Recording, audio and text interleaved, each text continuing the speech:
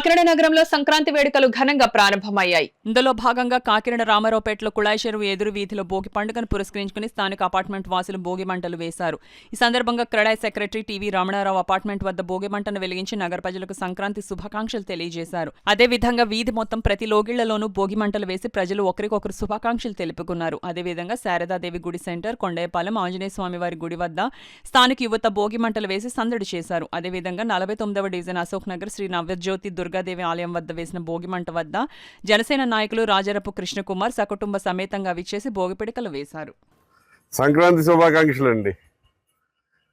ప్రతి సంవత్సరం కూడా ఎంతో ఉత్సాహంగా మేమందరం ఈ అపార్ట్మెంట్లో ఉన్న పలు ఫ్యామిలీస్ అందరూ కలిపి సరదాగా సంక్రాంతి సంబరాలు జరుపుకోవడం ఆనవాయితీ. పిల్లలందరూ కూడా బెంగళూరు, హైదరాబాద్ ఇలా దూర దూర ప్రాంతాల్లో ఉద్యోగాలు చేస్తున్నారు.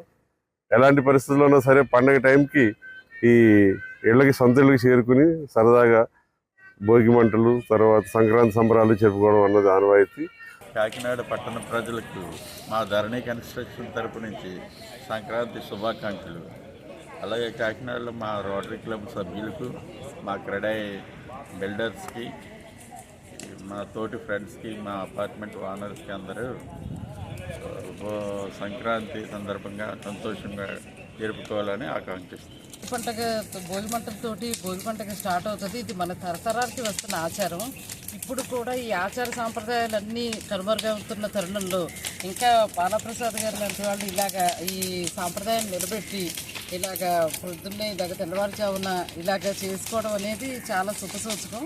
ఇది ఇలాగే ఈ సాంప్రదాయాన్ని కొనసాగించి దీని ద్వారా ఆయన బాలప్రసాద్ గారి వార్డు సభ్యులే కాకుండా మొత్తం కాకినాడ పట్టణ ప్రజలందరూ కూడా సుఖ సంతోషాలతో వర్ధిల్లాలని కోరుకుంటూ సంక్రాంతి శుభాకాంక్షలు.